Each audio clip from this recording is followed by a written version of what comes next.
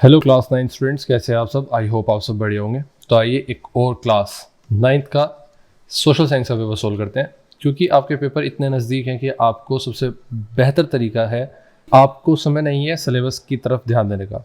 देखो 9th class में होता क्या है कि आपके फाइनल पेपर इंपॉर्टेंट होते हैं, और सबसे दूसरा इंपॉर्टेंट चीज़ क्या होती है, आपको 12th तक ये काम आती है कि आपको कॉन्सेप्ट्स आने चाहिए।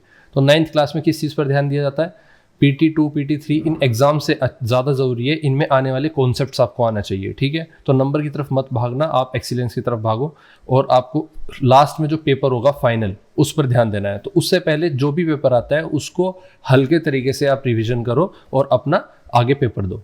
अच्छा, रिवीजन करने के तरीके, जैसे हम क्वेश्चन पेपर सोल्व करा रहे हैं, ये बेस्ट तरीका माना जाता है, क्योंकि इसमें क्या होता है, जितना सिलेबस आपका आ रहा है उतना कवर हो जाता है, रैंडम क्वेश्चन आते हैं, और आपको पता चलता है कि आपका कितना कॉन्सेप्ट क्लियर है और कितना उसको दोबारा से पढ़ने की ज़रूरत है। तो हमारी क्वेश्चन पेपर को सोल्व करके कौन सी 3 चीज़ें क्लियर होंगी, एक तो रिविजन हो जाएगा आपका, एक आपके मोस्ट इंपॉर्टेंट क्वेश्चंस अभी के लिए और आगे के लिए क्लियर हो जाएंगे। तो अगर आपको नहीं आते होंगे तो आप उनको ज़रूर करें, और थर्ड, आपको पेपर को सोल्व करने की अप्रोच पता लगती है कि पेपर को सोल्व कैसे करना है।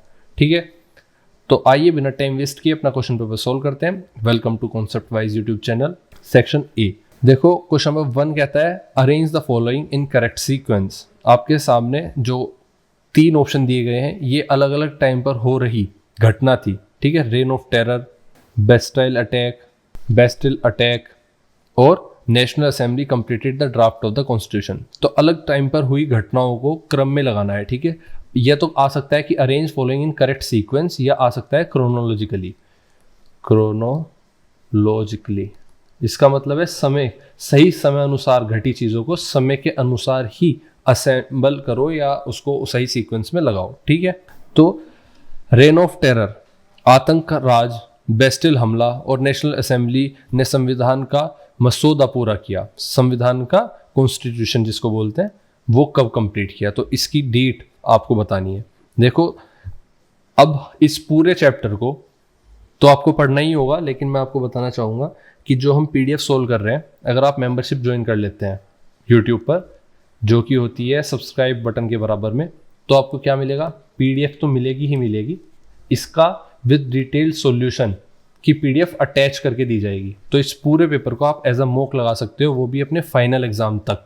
तो आपको ये PDF विद डिटेल सॉल्यूशन, एक कंप्लीट 1 स्टेप सॉल्यूशन आपके सामने, जो आपको मॉक भी दिलवा सकता है, और इस क्वेश्चन पेपर की PDF as a answer sheet मिल जाएगी। ठीक है, तो दोनों चीज़ मिलेंगी आपको, क्वेश्चन पेपर की PDF भी और आंसर शीट भी इसी क्वेश्चन पेपर की। अच्छा, उस आंसर शीट में क्या स्पेशल है, स्पेशल है कि जैसे ये क्वेश्चन पूछा गया है तो ये किस चैप्टर की बात की गई है ये उसमें बताया गया है। एक चीज़ ये तो हमें बहुत आसानी से मिल जाएगा कि हाँ ये वाली चीज़ इस चैप्टर में, जैसे चैप्टर 1 में ही बात की गई है। लेकिन अब आपको जानना हो कि ये पर्टिकुलर चीज़ कहाँ पर लिखी है NCERT में, तो आपको NCERT में अंडरलाइन करना होगा फाइनल पेपर के लिए। तो मैंने PDF में वो चीज़ इंक्लूड कर दी है कि किस पेज नंबर पर इस चीज़ का जिक्र हुआ है। जैसे रेन ऑफ टेरर का जिक्र कहाँ पर हुआ, पेज नंबर 8 पर, आप चेक कर सकते हैं, पेज नंबर 8 चैप्टर 1। फिर दूसरा, बेस्टिल हमला कब हुआ था, पेज नंबर 10 पर ये बात लिखी हुई है, चैप्टर 1। और तो रेन ऑफ टेरर ये कब हुआ था, रेन ऑफ टेरर चैप्टर 1, और ये कब कब बात की गई है आपको ये PDF में प्रोवाइड किया गया है। दिस चैप्टर 1 में पेज नंबर 8 पर किसका जिक्र है, बेस्टिल अटैक का। ठीक है, पेज नंबर 10 पर किसका जिक्र है, national assembly completed the draft का, कॉन्स्टिट्यूशन के ड्राफ्ट का जिक्र है। और पेज नंबर 16 पर किसका जिक्र है, रेन ऑफ टेरर का। ठीक है, आतंक के राज का। तो इस तरह से हम पेज नंबर 16 पर ये पेज नंबर भी दिए गए हैं, जिससे कि आप NCERT को खोलो और अंडरलाइन कर लो अपने इंपॉर्टेंट पॉइंट्स को। आइए बिना टाइम वेस्ट किए फिर से हम अपने क्वेश्चंस पर आते हैं। तो इसको जैसे मैंने बताया, आप पेज नंबर से ही आइडिया लगा सकते हो कि एक कहानी बताई जा रही है, तो जो चीज़ पहले घटी होगी उसको पहले बताया गया होगा, फिर दूसरी चीज़ घटी होगी उसको बताया गया होगा। तो आइए देखते हैं। तो रेन ऑफ टेरर कब हुआ, आतंक का राज 1793 94 में, बेस्टिल अटैक हुआ 1789 में, और नेशनल असेंबली ने ड्राफ्ट कंप्लीट किया अपना 1791 में। तो साफ है पहले क्या हुआ, 89, बेस्टिल अटैक, मतलब सेकंड ऑप्शन पहला आएगा, सेकंड ऑप्शन बी में पहले है, और किसी में नहीं है, तो आंसर बी आपका सही होगा।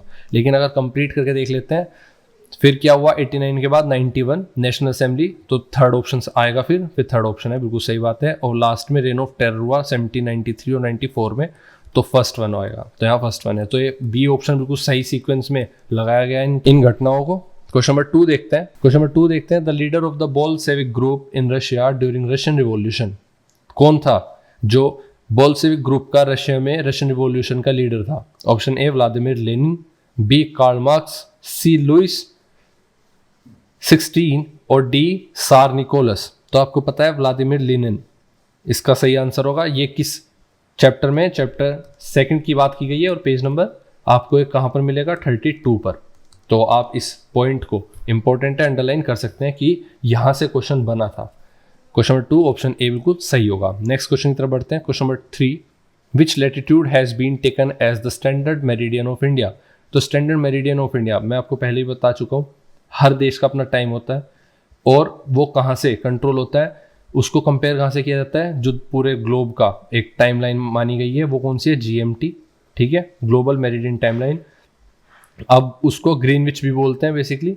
तो आप देखो कि इंडिया का टाइमलाइन क्या है, इंडिया किस टाइमलाइन, किस लाइन पर या कह लो किस डिग्री पर वो लाइन मानी गई है जहां से टाइम नापा जाता है भारत का? 82 degree 30 minute east, 82 degree 40 minute east, 82 degree 50 minute east और 82 डिग्री 55 मिनट ईस्ट। तो आपको पता है 82 डिग्री 30 मिनट ईस्ट इसका सही आंसर होगा। ऑप्शन ए बिल्कुल सही है। क्वेश्चन नंबर 4 पर आते हैं। The highest peak of India, Bharat की सर्वोच्च चोटी कौन सी है? कंचनजंगा, माउंट एवरेस्ट, अनायमुड़ी और मकालू। तो आपको पता है माउंट एवरेस्ट तो हमारे देश में है ही नहीं, लेकिन ऑप्शन ए दुनिया की दूसरी और भारत की सबसे ऊंची चोटी कौन सी है? कंचनजंगा। ये आपके किस चैप्टर में दिया गया है? चैप्टर 2 और पेज नंबर 8। तो ऑप्शन ए बिल्कुल सही होगा। क्वेश्चन नंबर 5 पर आते हैं। देखो, the form of government which allows people to choose their rulers. तो अपने रूल्स को चूज करने का जो रूल है, बेसिकली जो हक है, वो गवर्नमेंट अलाउ करती है। कहा गया है कि शासन प्रणाली जिसमें जनता शासक को चुनती है उसको क्या कहते हैं? Military rule. मोनार्की मतलब तानाशाही, किसी एक या किसी एक ग्रुप का राज होता है जहाँ पर। मिलिट्री रूल मतलब जहाँ पर सैनिक राज करते हैं। किंगडम सिस्टम जहाँ पर राज सत्ता होती है, कोई एक राजा होता है और वो राज करता है। या डेमोक्रेसी जिसको लोकतंत्र कहते हैं, लोग अपने अनुसार अपने नेता को चुनते हैं। तो ऑप्शन डी बिल्कुल सही होगा, डेमोक्रेसी। नेक्स्ट क्वेश्चन की तरफ बढ़ते हैं। Question number 6, among the following who was not a member of constitutional assembly. तो इन चारों में से कौन ऐसा था जो कॉन्स्टिट्यूशन असेंबली का सदस्य नहीं था? कॉन्स्टिट्यूशन असेंबली जो हमारे देश का संविधान है उसको बनाने के लिए एक सभा गठित की गई थी। उस सभा के जो सदस्य थे उनमें से कौन ऐसा ऑप्शन दिया गया है और ऐसा नाम दिया गया है यहाँ पर जो उसका सदस्य नहीं था, उस सभा का सदस्य जिसने संविधान को लिखाया बनाया? Option A Mahatma Gandhi, B Pandit Jawaharlal Nehru, C doctor Rajendra Prasad और डी BR अम्बेडकर। तो आपको ये पता होना चाहिए कि संविधान सभा का सदस्य नहीं था जो, वो बहुत फेमस नाम है। ऑप्शन ए महात्मा गांधी जी नहीं थे। क्वेश्चन नंबर 7 पर आते हैं। Which one of the following inputs is not a working capital? तो इन दिए हुए जो ऑप्शंस हैं इनमें से कौन सा कार्यशील पूंजी नहीं है? अब कार्यशील पूंजी क्या होती है, आइए इसको समझते हैं। बेसिकली अगर आप साधारण शब्दों में समझे तो कार्यशील पूंजी वह पूंजी होती है जिसको डेली यूज किया जाता है और उसके इनपुट निकाला जाता है। तो इन सभी में से ऐसा कौन सी चीज़ है जो डेली की डेली कंपनी को या किसी को यूज करनी होती है और वो एक तरह से उसका आउटपुट निकालता है? तो बेसिकली आप देखो, ऐसी चीज़ को अलग निकालना होता है जो लॉन्ग टर्म यूज़ के लिए हम लाते हैं। जैसे रॉ मटेरियल लाए, आपने बनाया कुछ और बेच दिया। मनी आपने निकाला, खर्च करा, हो गया ख़त्म। लेकिन वहीं मशीन की बात करें तो ये लॉन्ग टर्म यूजेज के लिए होती है। तो ऑप्शन ए नहीं होगा। तो यहाँ पर पूछा गया है नॉट अ वर्किंग कैपिटल, तो मशीन ऐसा ऑप्शन है जो एक वर्किंग कैपिटल नहीं है। क्वेश्चन नंबर 7 के बाद 8 की तरफ आते हैं। Which one of the following is not an activity of the primary sector? तो प्राइमरी सेक्टर की कौन सी एक्टिविटी नहीं है इनमें से, बतानी है आपको। तो प्राइमरी सेक्टर वो होता है जो किसी भी काम को शुरुआती दौर पर करता है, ठीक है, जैसे ट्रांसपोर्ट, माइनिंग, फॉरेस्ट्री और एनिमल हस्बेंड्री। तो आपको पता है इनमें से माइनिंग जो है, खनन, किसी भी रॉ मटेरियल को निकालने के लिए या किसी भी धातु या किसी भी तरह का वैल्यूएबल चीज़ को निकालने के लिए जब माइनिंग होती है तो वो रो बिल्कुल जीरो से स्टार्ट होती है, मतलब उससे पहले हमारे पास कुछ नहीं था। तो जो फर्स्ट स्टेप हुआ उस काम के लिए वो माइनिंग है। तो ये क्या कहलाएगी? प्राइमरी सेक्टर कहलाएगा अपने आप में। फॉरेस्ट्री वन भी अपने आप में प्राइमरी सेक्टर है। और एनिमल हस्बेंड्री। लेकिन अगर सेकेंडरी सेक्टर या टर्शरी सेक्टर की बात करें तो ऑप्शन ए आएगा ट्रांसपोर्ट, ऑप्शन ए। तो transport is a secondary sector. Question number 9 की तरफ आते हैं। अब देखो आपसे 9th 10th इस सिचुएशन पर बेस्ड है। कहा गया है कि there are two statements marked as assertion and reason, mark your answer as per the codes provide below. जब भी आपको असर्शन और रीजन आ जाए सामने तो आपको सिर्फ इतना देखना है कि option A B C D क्या दिए गए हैं। ऑप्शन ए कहता है कि असर्शन और रीजन दोनों सही है। असर्शन का मतलब है एक ऐसा स्टेटमेंट जो आपको दे दिया गया है नॉर्मली। रीजन का मतलब है वो स्टेटमेंट जो ए का रीजन हो सकता है, जैसे दिन में उजाला रहता है, रीजन हो सकता है क्योंकि सूरज रोशनी देता है, ठीक है, ये रीजन सही है। लेकिन हो सकता है कि उसमें कुछ गलत रीजन लिखा हो, तो गलत रीजन ए का हो सकता है, लेकिन वो अपने आप में भी सही हो सकता है, तो वही देखना है। फिर ऑप्शन बी कहता है both A and are true, दोनों बात सही लिखी गई है लेकिन आर रीजन नहीं है, करेक्ट एक्सप्लेनेशन नहीं है ए की, ये ऑप्शन हो सकता है। सी कहता है ए ट्रू है आर फॉल्स है, और डी कहता है A is false but R is true. तो 9th क्वेश्चन देखते हैं। असर्शन आपके सामने है कि कार्ल मार्क्स जो थे was a communist. Karl Marx एक कम्युनिस्ट थे। दूसरा रीजन देख लेते हैं इसका कि he believe that communist society was the natural society. तो ये क्या किस उसमें आएगा, तो कार्ल मार्क्स कम्युनिस्ट थे, ये अपने आप में ट्रू है, ठीक है। उसके बाद वो बिलीव करते थे कि कम्युनिस्ट सोसाइटी एक नेचुरल सोसाइटी है, ठीक है, ये एक प्राकृतिक समाज है जिसको बनाया नहीं गया, ये अपने आप से प्रकृति में पहले से इस सोच के लोग होते हैं, तो ये भी अपने आप में ट्रू है। तो दोनों बात ट्रू हुई और रीजन ए का सही एक्सप्लेनेशन हुई, तो ऑप्शन ए बिल्कुल सही होगा। ए में लिखा था कि ए और आर ट्रू है और R is the correct explanation of A, तो 9th का आपका आंसर आ जाएगा ए ऑप्शन। 10th देखते हैं। 10th में असर्शन जो स्टेटमेंट दिया गया है वो कहता है a democratic government is not a better government. तो जो डेमोक्रेटिक गवर्नमेंट होती है वो एक बेटर गवर्नमेंट नहीं होती, लोकतांत्रिक सरकार एक उत्तम सरकार नहीं है। और B it is more accountable form of government, तो यह जवाबदेही की सरकार है। देखो ये बात अपने आप में सही नहीं है, तो इसका आंसर होगा कि जो ए है स्टेटमेंट है वो गलत है, ये फॉल्स है। और it is more accountable form of government, तो यह जवाबदेही सरकार होती है, इसको जवाब देना पड़ता है। डेमोक्रेटिक गवर्नमेंट जो होती है उसको जवाब देना पड़ता है, अगर उससे सवाल पूछे जाएंगे तो जवाब देना पड़ेगा, तो ये अपने आप में ट्रू है। और ऐसा ऑप्शन कौन सा है, 10th ऑप्शन ऐसा था जिसमें A is false but R is true, तो 10th का डी ऑप्शन सही होगा। 11th पर आते हैं। Very short answer type question आपके सामने है, 4 क्वेश्चन होंगे एक एक नंबर के। क्वेश्चन 11th पूछता है name the narrow channel of sea which separates India from Sri Lanka. अब देखो इंडिया और श्रीलंका का पूछा है तो आप सभी को याद करोगे, इंडिया श्रीलंका जो भी मेन वर्ल्ड में है, जो भी आपकी बुक में दिए गए हैं। तो इंडिया और श्रीलंका के बीच से जो पतला सा रास्ता निकलता है जहाँ से समुद्र बह रहा है, उस नैरो चैनल को क्या बोलते हैं ये बताना है आपको। तो आइए बताते हैं, पाक स्ट्रेट बोलते हैं। क्या बोलते हैं, पाक स्ट्रेट, ये PALK है, ठीक है। पाक स्ट्रेट बोलते हैं उस नैरो चैनल को जो दो जमीन के टुकड़ों के बीच से निकलने वाला समुद्र का पानी होता है, तो इसको स्ट्रेट बोलते हैं, ठीक है। तो पाक स्ट्रेट हुआ। क्वेश्चन नंबर 12 देखते हैं। What is value of tropical of cancer. तो कर्क रेखा का मान क्या है, 23 डिग्री 30 मिनट नॉर्थ, ठीक है, ये आप याद रखोगे। नेक्स्ट क्वेश्चन, क्वेश्चन नंबर 13, एक नंबर का क्वेश्चन है, आपको डायरेक्ट आंसर देना है।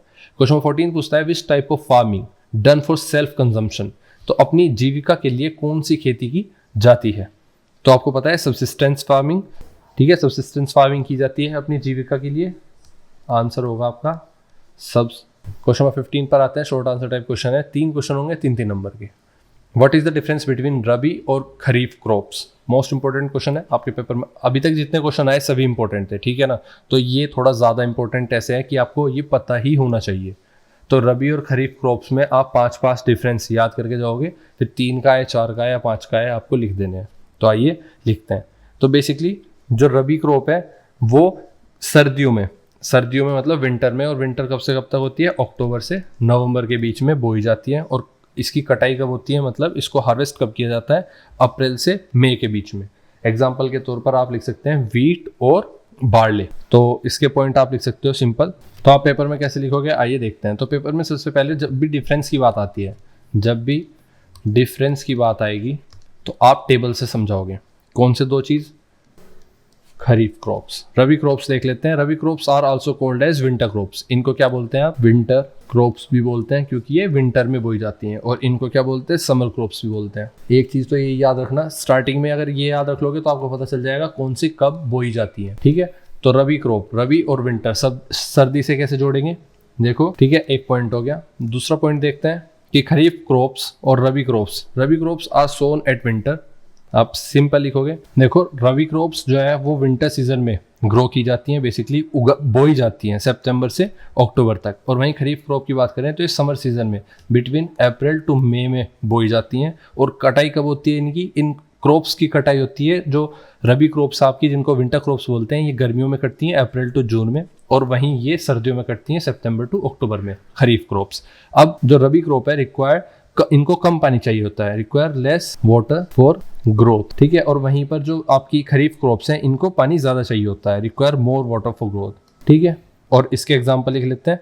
जो रबी क्रॉप की एग्जांपल है आपको पता ही है, वीट, ग्राम, बार्ली, पी और मस्टर्ड। पी एंड मस्टर्ड, ये आपको याद रखना है। और इसके एग्जांपल, खरीफ क्रॉप के एग्जांपल है आपके बीन, कॉटन, पैडी मतलब राइस, ठीक है, कॉटन, सोया और बीन। इसमें मेज, ग्राउंडनट्स, बहुत सारी चीज आती है। ये कम से कम आपको याद रखना ही रखने हैं इस सारे पॉइंट, जिससे कि आप पेपर में एटलीस्ट 4 नंबर का क्वेश्चन कर सके। नेक्स्ट क्वेश्चन की तरफ बढ़ते हैं।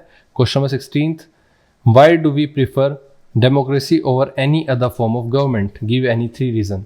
तो आपको 3 कारण बताने हैं क्यों हम किसी और तरह की गवर्नमेंट को, मतलब उसके ऊपर हम अपनी डेमोक्रेसी को, डेमोक्रेटिक गवर्नमेंट को रखते हैं। तो डेमोक्रेसी को, लोकतंत्र को, लोकतंत्र होता है जो लोगों से मिलकर बनी हुई गवर्नमेंट होती है, जिसमें गवर्नमेंट जो चुनी जाती है वो लोगों के द्वारा चुनी जाती है, ना कि उसमें कोई राजतंत्र होता है या फिर कोई किसी का राजा का बेटा राजा बनता है या फिर कोई तानाशाह होता है कि हाँ यही परिवार या यही पार्टी हमेशा बनेगी। लोकतंत्र में होता है लोग चुनते हैं और वो सरकार बनती है। तो क्यों कहा जाता है कि democracy over any other form of government is better? 3 reason आपको देने हैं। तो 16 देखते हैं क्वेश्चन। तो एक पॉइंट तो यही हो गया जो मैंने आपको बताया कि ये अलाउ करता है पीपल्स को, लोगों को ये अलाउ करता है कि वो अपने रिप्रेजेंटेटिव को चुने। जैसे अगर यहाँ पर 10 लोग हैं और सबको कहा जाए कि आपको कोई चुनने की अधिकार नहीं है, हम खुद गवर्नमेंट बनाएंगे, तो कोई एक गवर्नमेंट बन गई, लेकिन कहा जाए आप बनाएंगे, तो ये 4 लोग अपना एक बंदा चुनेंगे, ये 4 लोग अपना एक बंदा चुनेंगे और ये 4 लोग अपना एक बंदा चुनेंगे। अब इन तीनों को किन्होंने चुना? सभी लोगों ने चुना। अब ये 3 लोग अपना एक बंदा चुनेंगे जो इन सब के ऊपर राज करेगा। तो सबकी रजामंदी हुई इस बंदे तक पहुंचने के लिए, तो ये सरकार बन गई। इस तरह से काम करती है। आइए इसके पॉइंट्स लिखते हैं। दूसरा पॉइंट कह सकते हैं हम कि it ensures equality before law, मतलब समानता का अधिकार, कानून से पहले समानता का अधिकार और जीने का अधिकारों की बात करेगा। ठीक है, इक्वालिटी बिफोर लॉ, इसमें लॉ का अधिकार की बात की जाती है कानून से पहले। And protects the right of citizen. और तीसरा पॉइंट हो सकता है कि इसमें इट इज़ मोर अकाउंटेबल, मतलब जवाबदेही होती है। इसमें सरकार से पूछा जा सकता है जो आपने वादे किए थे वो आपने निभाए क्यों नहीं, और अब हम सरकार बदल देंगे, इस तरह की इसमें बात की जा सकती है। सामने सरकार से सवाल पूछे जा सकते हैं। तो इट इज़ मोर, और ये किसी और गवर्नमेंट में नहीं होता कंपेरेटिवली। डेमोक्रेसी इसलिए, डेमोक्रेटिक गवर्नमेंट इसलिए बेहतर होती है और टाइप ऑफ गवर्नमेंट से। More accountable and responsive to the needs of the people. ठीक है, आइए नेक्स्ट क्वेश्चन की तरफ बढ़ते हैं। 3 पॉइंट आपने बताया। 17th क्वेश्चन पूछता है what was the role of Jacobins during the French revolution के दौरान। तो देखो, आपसे पूछा गया कि जैकोबिन्स का रोल क्या था बेसिकली फ्रेंच रिवॉल्यूशन में। अब समझते हैं जैकोबिन क्या था। जैकोबिन्स एक राजनीतिक क्लब था, जो ये एक राजनीतिक क्लब था, ठीक है, जो कि पॉलिटिकल था, और ये क्लब बना था फ्रेंच रिवॉल्यूशन के दौरान। इनका नाम एक मोनेस्ट्री, इस क्लब का नाम एक मोनेस्ट्री के नाम पर पड़ा था जिसका नाम सेंट जैकोब मोनेस्ट्री था। ठीक है, ये पेरिस में स्थित थी। इससे पड़ा, ये अपनी मीटिंग करते थे यहाँ पर। जैकोबिन्स के सबसे ज्यादा सदस्य जो थे ज्यादातर छोटे दुकानदार, शिल्पकार, मजदूर और आम लोग थे, मतलब समाज के लोअर मिडिल क्लास के लोग इसके मेंबर थे। तो कौन मेंबर थे? Middle class, lower middle class. अब इससे मिलकर ये ग्रुप बड़ा बना। इन्होंने राजा और रानी के खिलाफ सबसे ज्यादा कठोर, स्ट्रिक्ट और रेडिकल सोच रखी, मतलब बिल्कुल मतलब ऐसी सोच रखी जिससे वो घृणा करते थे। इन्होंने राजा और रानी के खिलाफ सबसे ज्यादा कठोर जैकोबिन्स ने ही लुईस 16 जो राजा था उसको गिराया और फिर उसको सजाए मौत दिलवाई थी। ये रिपब्लिक बनाने के पक्ष में थे, ऐसी सरकार जहां राजा ना हो, सिर्फ जनता की सरकार हो। इन्होंने समानता, इक्वालिटी की बात की, भाईचारे की बात की, मतलब फ्रेटर्निटी की बात की, और इसका नजरिया सबको दिया। जैकोबिन्स के नेता का नाम था मैक्सिमिलियन रोबेस्पियर। तो इसके बारे में पूछा गया है और इसके बारे में कहा गया है। तो पूछा गया है कि जैकोबिन्स का एक रोल क्या था। वो रोल आपको फ्रेंच रिवॉल्यूशन में कौन से चैप्टर में देता है? ये आपको मिलता है, ये आपको चैप्टर 1 पेज नंबर 14 पर इसका जिक्र मिलता है। अब इसको आप करेंगे कैसे, आइए देखते हैं। तो सबसे पहले आप लिखोगे कि Jacobins led by Maximilien Robespierre represented the poor section of, गरीब लोग जो लोअर मिडिल क्लास थे उनके सेक्शन सोसाइटी के इन लोगों को रिप्रेजेंट करता था। और डिमांड क्या करी इन्होंने? इक्वालिटी की और पॉलिटिकल राइट्स की सभी लोगों के लिए। फिर इसमें आप पॉइंट वही लिखोगे जो आपकी एनसीईआरटी में दिए गए हैं।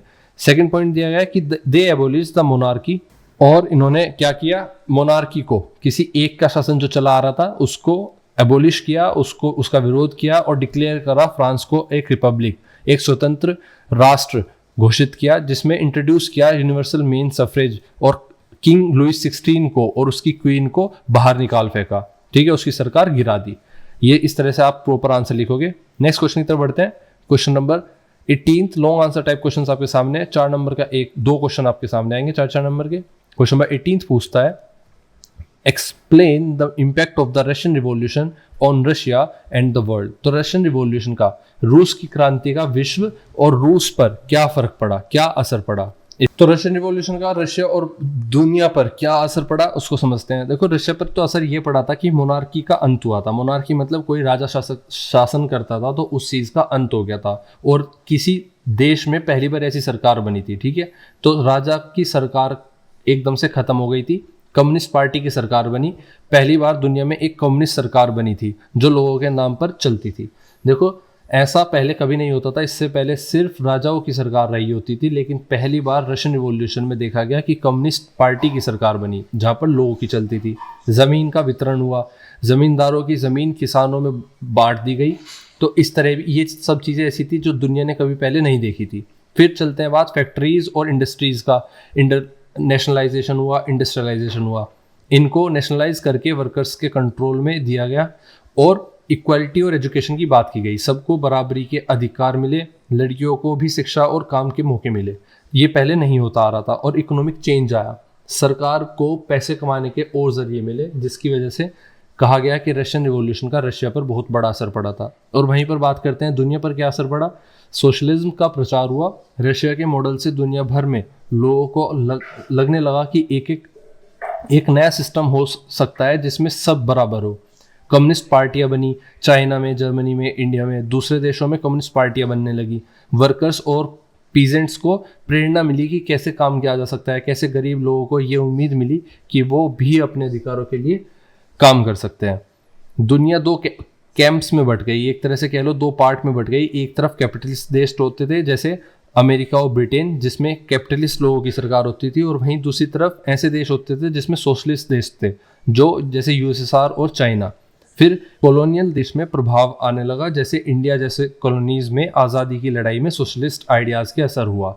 कॉलोनीज बेसिकली वो थी जहाँ पर ब्रिटिश राज करता था और बाकी देशों को अपनी कॉलोनीज कहा करता था, तो वो कॉलोनियल देश कहे जाते थे। तो अब इसको प्रॉपर आंसर कैसे लिखोगे आप? क्वेश्चन नंबर 18 को प्रॉपरली आप आंसर ऐसे करोगे कि, तो आपको 18 का आंसर इस तरह से दिया गया है पीडीएफ में, जो आप अवेल करोगे मेंबरशिप ज्वाइन करने के बाद। तो फर्स्ट, सेकंड और थर्ड पॉइंट क्या है कि Russian revolution ended the autocratic tsarist rule, tsarist rule and abolish the Roman dynasty.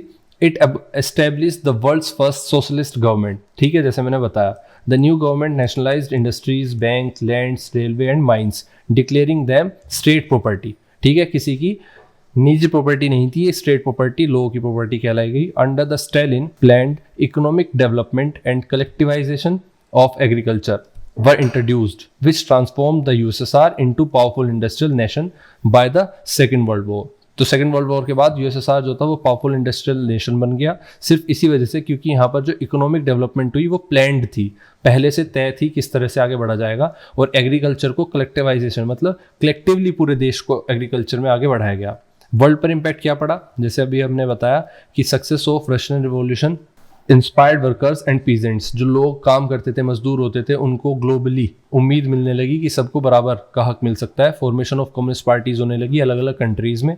USSR setup हुआ और सपोर्ट करा सोशलिस्ट मूवमेंट्स को, एनकरेज करा colonial peoples to fight against imperialism. जैसे इंडिया ने कम्युनिस्ट सोच को अपनाया और कॉलोनियल देश होने के बाद इन्होंने ब्रिटिश का विरोध किया, तो इंडिया पर भी इस मुहिम का असर पड़ता हुआ साफ दिखने लगा।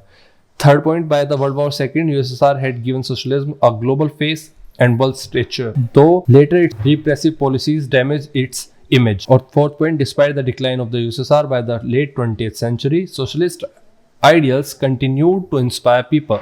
ठीक है, ये आगे बढ़ती रही सोशलिस्ट आइडियल की सोच और आगे लोगों को इंस्पायर करती रही वर्ल्ड वाइड अलग अलग तरीके से। क्वेश्चन नंबर 19 देखते हैं, पीडीएफ में आपको इस तरह से आंसर प्रोवाइड किया जाएगा, यहीं से सोल्व करते हैं। पूछा गया है कि what is unemployment, write the disadvantages of unemployment.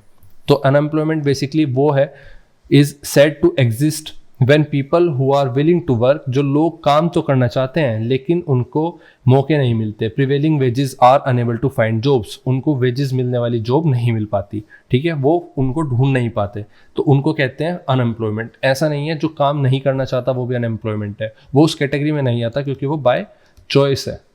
लेकिन जो काम करना चाहता है और लायक है फिर भी उसको वेजेस नहीं मिल रहा, ऐसी जॉब नहीं मिल रही, ढूंढ नहीं पा रहा, वो सब अनएम्प्लॉयमेंट की कैटेगरी में आते हैं। डिसएडवांटेज क्या है इसके, unemployment leads to wastage of human resources as skilled willing people remain idle instead of contributing to the economy. तो बेसिकली बहुत बड़ा हिस्सा समाज का इकोनॉमी में कंट्रीब्यूट करने के लिए तैयार तो है लेकिन कर नहीं पा रहा है। ये एक डिसएडवांटेजेस है कि आप खा तो रहे हो बट उगा नहीं रहे हो।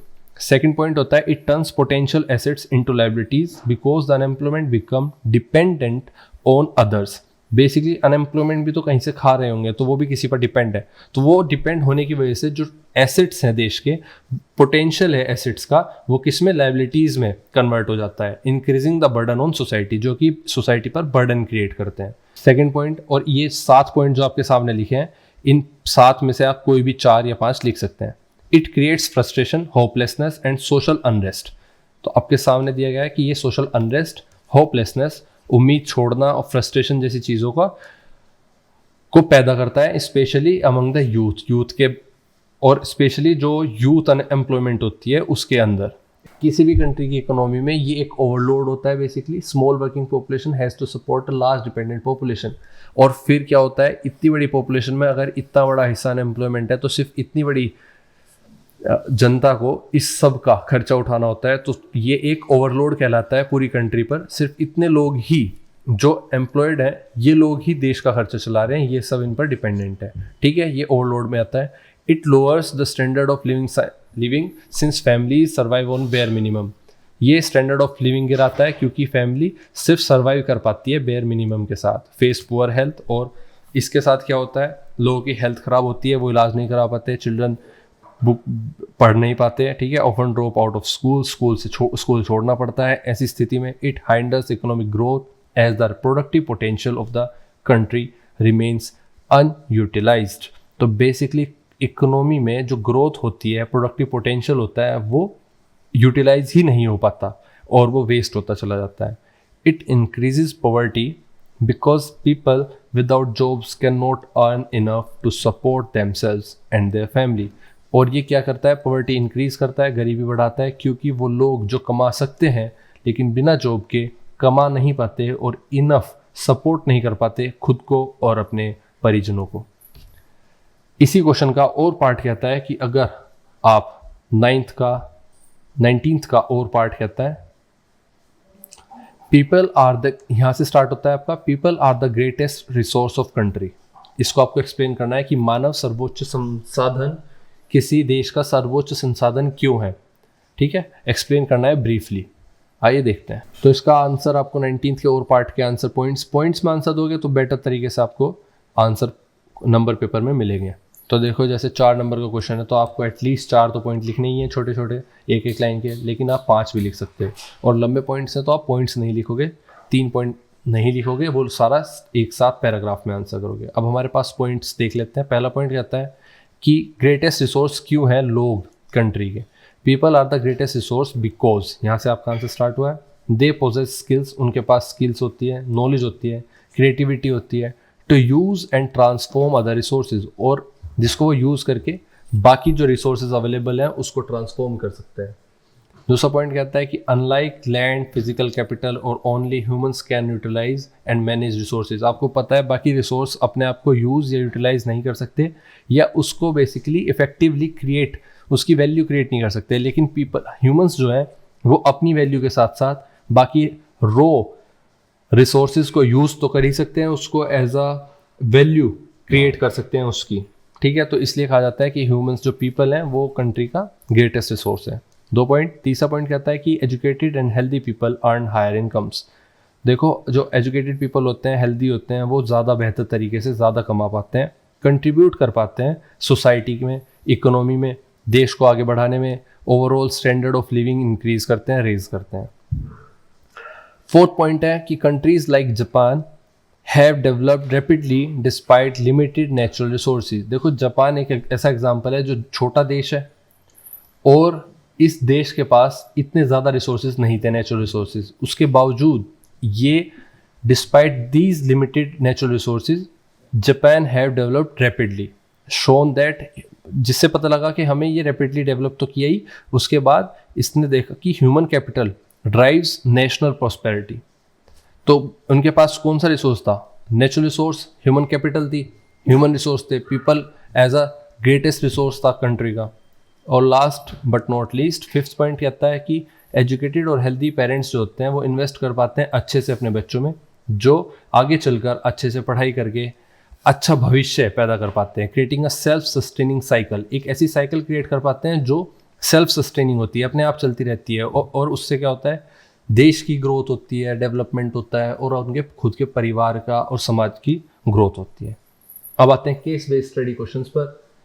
आई होप कि हम case based study questions paper में ना छोड़ें, एटलीस्ट ये क्वेश्चंस ऐसे होते हैं जो आपको कम एफर्ट्स के साथ पूरे नंबर देके जाते हैं। तो हमारा जो केस है वो 20th का कुछ इस प्रकार है। तो आइए बात कर लेते हैं केस की। केस में कहा गया है the largest part of the northern plain is formed of older alluvium. तो एलुवियम क्या है ये समझेंगे पहले, और ये इससे क्या बना है, लार्जेस्ट प्लेन पार्ट बना है किसका, नॉर्दर्न प्लेन्स का। नॉर्दर्न प्लेन्स बेसिकली उस एरिया को कहा जाता है जो नॉर्दर्न साइड पर पड़ता है भारत के, और इस प्लेन में, जैसे भारत है आपका यहाँ पर, तो इस प्लेन में इतने हिस्से में यहाँ पर ये क्या है, नॉर्दर्न प्लेन्स है। कैसे बने हैं, एलुवियम, ओल्डर एलुवियम से बने हैं। It lies above the flood plains of the rivers and presents terrace like feature. ये आपको टेरेस लाइक फीचर प्रोवाइड कराता है। The part is known as bhangar. Bhangar इस इलाके को कहा जाता है, इस पार्ट को बेसिकली भांगर कहा जाता है। The soil in this region contains calcareous deposits locally known as kankar. लोग इनको कंकड़ के नाम से जानते हैं और ये यहाँ पर डिपॉजिट हो जाते हैं। The newer younger deposits of the flood plains are called khadar. They are renowned almost every year and so are fertile, thus ideal for intensive agriculture। देखो हिंदी में आप पढ़ोगे समझ में आ जाएगा, लेकिन मैं फिर भी बताता हूँ। बात की जा रही है नॉर्दर्न प्लेन्स की। नॉर्दर्न प्लेन्स का मतलब है वो एरिया जहाँ से गंगा, अगर ये आपका भारत है, कुछ इस तरह से आपको हमारा इंडिया देखने को मिलेगा, ठीक है। अब इसमें जो आपका ये वाला प्लेन है, नॉर्दर्न प्लेन एरिया कहा जाता है, ये क्यों बना है, ये बेसिकली यहाँ से 2 बड़ी नदियाँ जा रही हैं, एक गंगा एक यमुना, ठीक है। तो नॉर्दर्न प्लेन्स जो गंगा यमुना ब्रह्मपुत्र के आसपास का एरिया है, इसमें मिट्टी नदियों द्वारा लाई गई है। नदियाँ आई यहाँ से और मिट्टी छोड़कर चली गई, जिसको कहा गया एलुवियम। तो एलुवियम से बना हुआ ये एरिया है, ठीक है। ये मिट्टी 2 टाइप की हो सकती है, एक भांगर एक खादर। अब भांगर क्या होता है, भांगर बेसिकली पुरानी जलोढ़ मिट्टी होती है, मतलब ओल्डर एलुवियम, जिसकी यहाँ पर बात की गई है। किसकी बात की गई है, ओल्डर एलुवियम। तो ये क्लियर हुआ। इसके बाद ये मिट्टी पुरानी है, नदियों के फ्लड प्लेन्स, जो जगह बारिश होती है, बारिश के समय नदी के पानी से भरती है, ये थोड़ा ऊपर पाई जाती है, उससे थोड़ा ऊपर पाई जाती है। इसका सरफेस टेरेस जैसा लगता है, थोड़ा सा ही बढ़ जाता है तो टेरेस जैसा एक प्लेन बनाता है। ये प्लेन एरिया हो गया आपका। इसी मिट्टी में कैल्सेरियस डिपॉजिट होते हैं, मतलब सफ़ेद छोटे छोटे पत्थर जैसे टुकड़े, जिन्हें हम कंकड़ बोलते हैं। और फर्टिलिटी के नाम पर उपजाऊ होती हैं, खादर से कम होती हैं लेकिन होती हैं। और वहीं खादर की अगर बात करें, ये नई जलोढ़ मिट्टी होती है जिसको हम न्यूअर एलुवियम बोलते हैं। ये मिट्टी नई है, नदी के फ्लड प्लेन्स में हर साल बारिश और बाढ़ के समय नई मिट्टी जमा हो जाती है। इस वजह से खादर की मिट्टी बहुत ज़्यादा उपजाऊ होती है। ठीक है, यही कारण है कि खादर की मिट्टी में इंटेंसिव एग्रीकल्चर हो सकता है, ज़्यादा फसल उगाई जा सकती है, और जैसे पंजाब के एरिया में ज़्यादा फसल उगाई जाती है। क्यों? क्योंकि वहाँ की मिट्टी ज़्यादा उपजाऊ है। तो इस पैसेज के बिहाफ पर आपको क्वेश्चंस करने हैं। क्वेश्चन नंबर 20 पूछता है व्हाट इज कंकर। तो आप कंकर का आंसर लिखेंगे। तो बेसिकली कंकर क्या होता है? कंकर is the calcareous containing lime deposit. ठीक है, जिसके अंदर लाइम काफ़ी ज़्यादा मात्रा में पाया जाता है, और ये कैल्सेरियस डिपॉजिट होता है जो कि सॉइल में पाया जाता है, usually in the older alluvium soil, जिसको हम भांगर बोलते हैं। ठीक है, उसके अंदर ये पाया जाता है, और ये कहाँ पर है? नॉर्दर्न प्लेन्स के एरिया में पाया जाता है। तो कंकड़ आपका क्लियर हुआ। क्वेश्चन नंबर 21 देखते हैं what is difference between khadar and bhangar. तो जैसे मैंने आपको बताया, एक कम उपजाऊ है, एक ज़्यादा उपजाऊ। एक के अंदर ज़्यादा मात्रा में चीज़ें पाई जाती है, एक के अंदर कम मात्रा में पाई जाती है। तो इसको कैसे लिखेंगे? खादर बेसिकली नई होती है, न्यूयर यंगर मिट्टी होती है, मतलब जवान, ज़्यादा उम्र की मिट्टी नहीं होती, मतलब 100-200 साल, क्योंकि मिट्टी की उम्र बहुत ज़्यादा हो सकती है। तो ये एक यंगर एलुवियम होती है, यंगर एलुवियम, और फाउंड इन फ्लड प्लेन्स, बाढ़ के पानी या किसी नदी के पानी के द्वारा आई जाती है, तो उस एरिया में मिलती है। ठीक है, जहाँ पर बाढ़ का पानी आ सकता है। तो फ्लड प्लेन्स में पाई जाती है, रिन्यूड एवरी ईयर, हर साल नई हो जाती है, रिन्यूड एवरी ईयर। अब अगर हर साल मिट्टी नहीं हो रही है तो उसके अंदर उपजाऊ जो पोषक तत्व है वो ज़्यादा हो जाएंगे, तो मोर फर्टाइल होगी। ठीक है, वहीं बात करते हैं भांगर की, जो ओल्डर एलुवियम होती है सबसे पहले। इसके बाद located above flood plains, flood plain से थोड़ा ऊपर पाई जाती हैं। ठीक है, ये कंटेन करती हैं कंकर को, कंटेन्स कंकर। अब जहाँ कंकर ज़्यादा होंगे वहाँ पर उपजाऊ ज़मीन कम होगी, ये हमेशा याद रखना, तो लेस फर्टाइल। ठीक है, आइए नेक्स्ट क्वेश्चन तो बढ़ते हैं। Question number 22, why plains are more fertile. क्यों मैदान अधिक उपजाऊ होते हैं? आपको बताना है। ये प्रॉपर आंसर आप लिखोगे, क्योंकि plains are more fertile due to the deposit. वहाँ पर क्या जमा हो जाता है? रिच एलुवियम सॉइल, मतलब उसके एलुवियम सॉइल वही जिसके अंदर ज़्यादा उपजाऊ शक्तियाँ हैं, तो डिपॉजिट हो जाती है वो मिट्टी, deposit of rich alluvium soil. जैसे हमने अभी बात की नई एलुवियम सॉइल न्यूअर, जो कहाँ से आती है? Brought by reverse which is regularly replenished, नई होती रहती है, एंड आइडियल फॉर एग्रीकल्चर। ठीक है, ये आप प्रॉपर आंसर लिखोगे।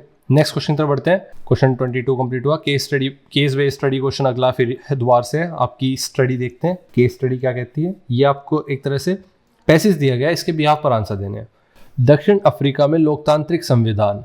स्वतंत्रता के लिए लंबे संघर्ष के बाद दक्षिण अफ्रीका स्वतंत्र हो गया और उसे अपना लोकतांत्रिक संविधान मिल गया। नेल्सन मंडेला ने 7 अन्य नेताओं के साथ लंबे समय तक न केवल स्वतंत्रता के लिए बल्कि काले और सफ़ेद लोगों के अधिकारों और समानताओं के लिए भी लड़ाई लड़ी। रंगभेद शासन का विरोध करने के लिए उन्हें 1964 में आजीवन कारावास की सज़ा सुनाई गई थी। उन्होंने अगले साल दक्षिण अफ्रीका की सबसे खूंखार जेल रोबेन द्वीप में 28 वर्ष बिताए, 28 साल बिताए। तो democratic constitution in South Africa की बात की जा रही है। After long struggle for freedom South Africa became independent and got its democratic constitution. Nelson Mandela not only fought for freedom but also fought for rights and equality for black and white people along with 7 other leaders. He was sentenced life imprisonment, जिंदगी भर उनको 1964 में jail में रहने के लिए कह दिया गया। For during to oppose apartheid regime he spent the next 28 years in South Africa's most dreaded prison, Robben Island। ठीक है, इसके भी आप पर क्वेश्चन 23 कहता है when was south Africa became independent. तो साउथ अफ्रीका आज़ाद कब, स्वतंत्र कब हुआ था, ये आपको बताना है। तो आपको पता होना चाहिए 26 अप्रैल 1994। क्वेश्चन 24 पूछता है व्हाट इज अपार्थाइड। रंग भेद क्या है? बेसिकली जब किसी को रंग के आधार पर अच्छा या बुरा माना जाए वो रंग भेद कहलाता है। अपार्थाइड वाज अ पॉलिसी, आप लिख सकते हैं। बेसिकली अपार्थाइड मतलब जो रंग भेद वाला सिस्टम है, ये एक तरह की पॉलिसी कह लो आप या सिस्टम कह लो, जो कि रेशियल सेग्रीगेशन पर आधारित होता है। And discrimination against non whites in South Africa. तो जो नॉन वाइट्स लोग हैं साउथ अफ्रीका में, उनके खिलाफ डिस्क्रिमिनेशन होने लगा। इट डिवाइडेड द पीपल, लोगों को इस पॉलिसी ने बांट दिया और लेबल किया on the basis of the skin colour. Skin colour के बिहाफ पर उन लोगों को दो अलग ग्रुप में बांट दिया। तो ये अपने आप में रंग भेद कहलाता है। ऑप्शन क्वेश्चन नंबर 24 कंप्लीट हुआ। 25 की तरफ आते हैं।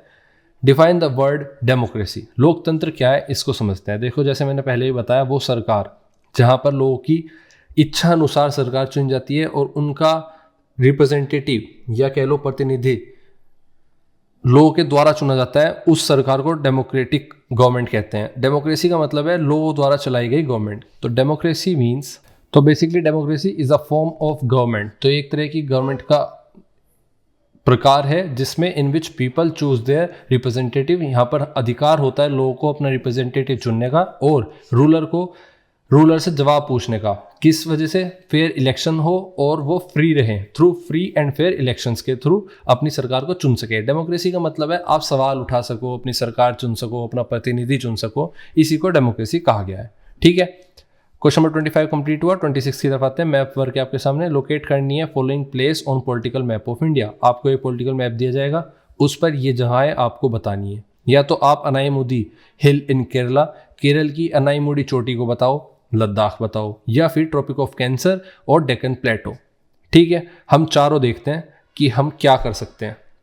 देखो, जो आपको प्रोवाइड की जाएगी पीडीएफ मेंबरशिप ज्वाइन करने के बाद, उसके अंदर आपको इस तरह से बहुत अच्छे से ग्राफ के साथ या कोई भी चीज़ ऐसी है जिसको मैप पर दिखाना दर्शाया गया है, वो आपको ऐसे प्रोवाइड कराया जाएगा। देखो, ट्रॉपिक ऑफ कैंसर हमारे इन राज्यों को छूकर जा रहा है।